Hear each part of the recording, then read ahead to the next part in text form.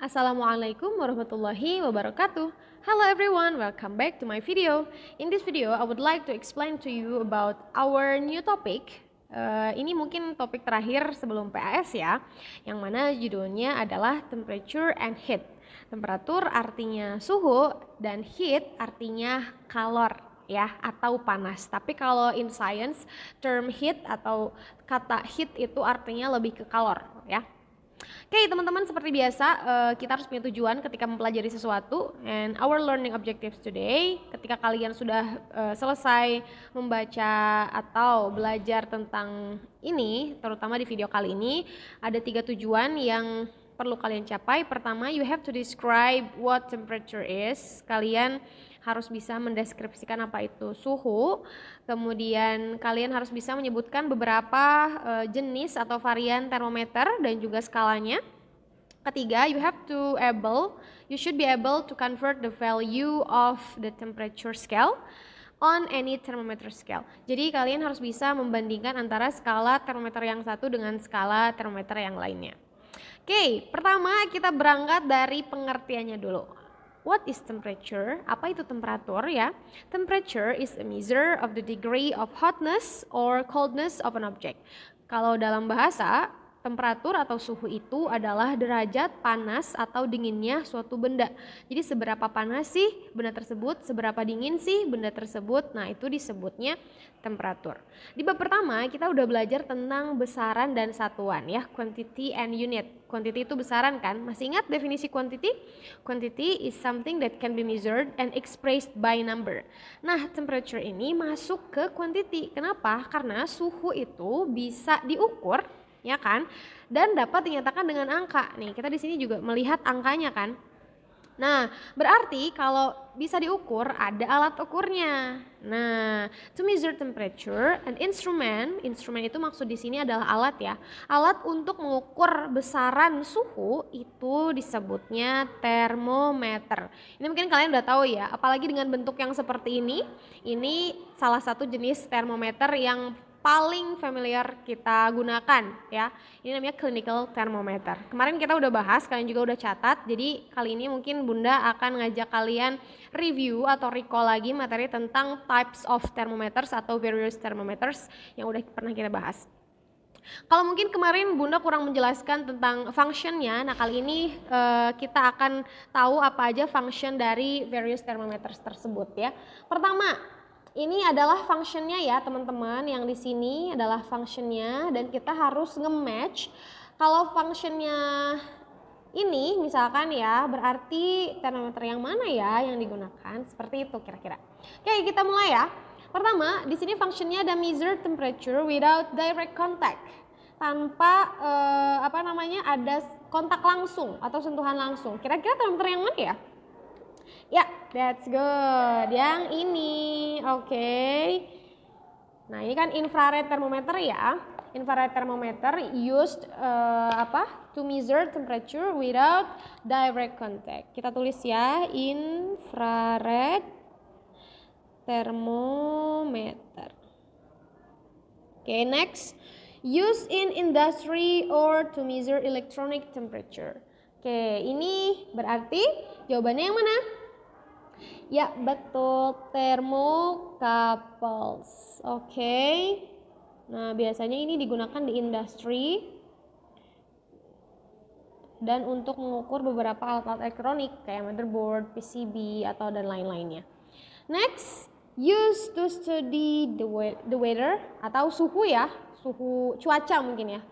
Ini adalah fungsi dari termometer maksimum and minimum.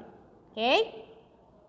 Terus ada measure the body temperature, itu udah pasti clinical thermometer. Ini terus dulu ya, maksimum, minimum thermometer. Bunda singkat aja.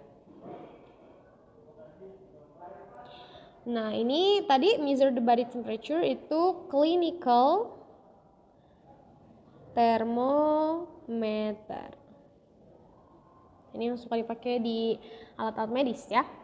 Next, measure temperature in laboratory. Udah pasti jawabannya adalah alcohol thermometer Atau kita juga bisa gunakan mercury thermometer. Jadi dua-duanya bisa suka digunakan di lab ya. Cuman mungkin kalau di lab itu lebih ke alkohol thermometer. Dan kita juga suka bilang ya laboratory thermometer, enggak alkohol thermometer gitu ya. Cuman ini mungkin lebih di-emphasize aja atau lebih dijelaskan cairan yang mengisi mengisi termometernya. Kok salah?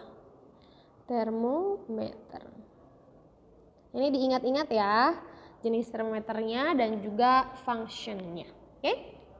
Next teman-teman, nah ini yang paling penting di bab ini sih sebetulnya conversion atau konversi ya, yaitu membandingkan nilai dari skala temperatur tertentu ke skala temperatur yang lain.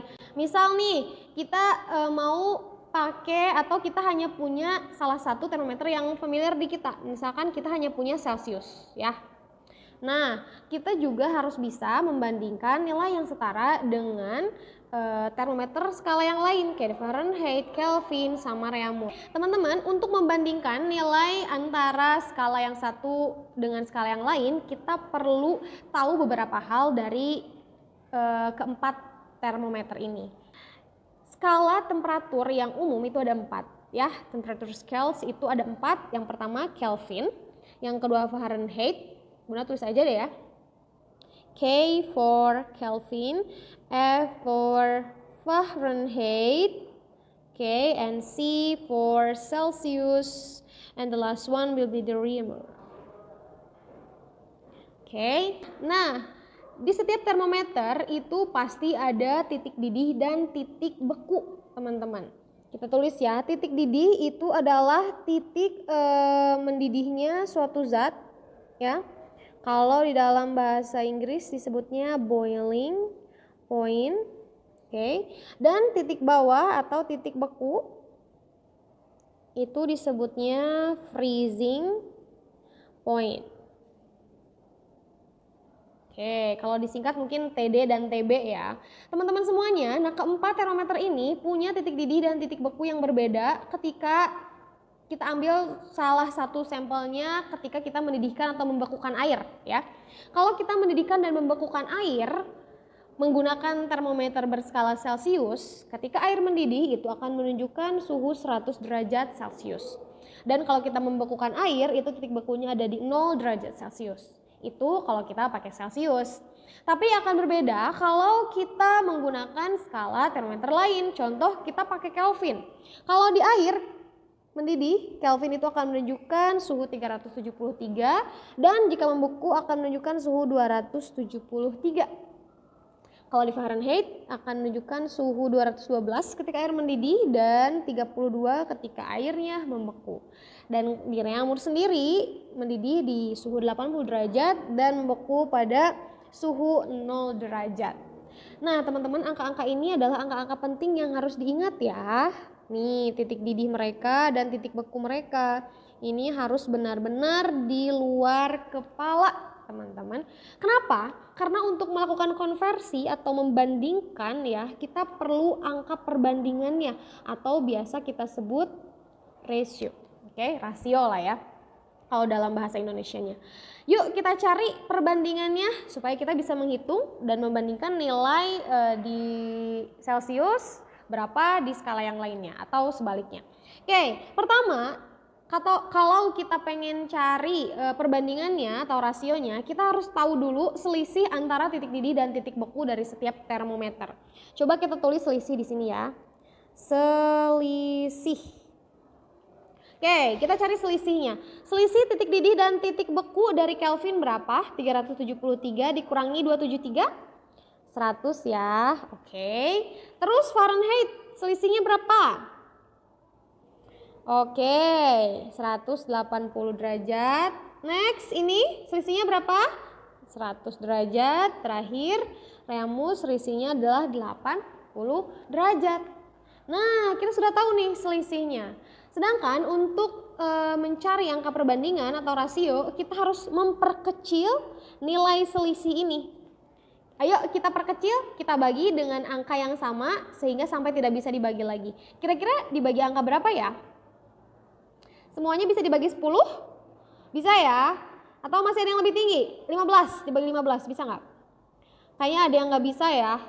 Oke, beberapa angka nih kayak 180, 80 nggak bisa. Dibagi 20, bisa nggak?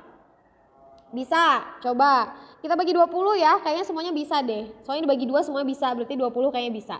100 dibagi 20 berapa teman-teman? 5, oke, good. 180 dibagi 20. 9, oke.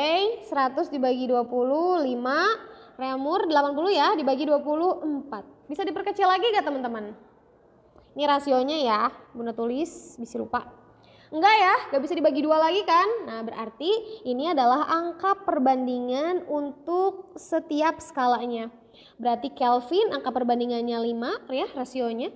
Fahrenheit rasionya 9, Celsius rasionya 5, dan Reaumur rasionya 4. Nah, jadi yang harus diingat pertama adalah titik didih dan titik beku ya dari keempat skala ini, dan terakhir kita harus bisa menghitung angka perbandingannya dengan mencari selisihnya dulu ya antara titik didih dan titik bekunya, dan terakhir kita pasti akan menemukan angka perbandingannya. Nah, ini harus kita ingat ya.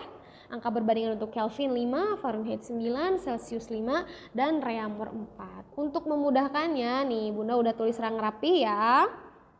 Ini harus tahu ya, dapat angka 5 tuh dari mana, 9 dari mana, 5 dari mana, 4 dari mana.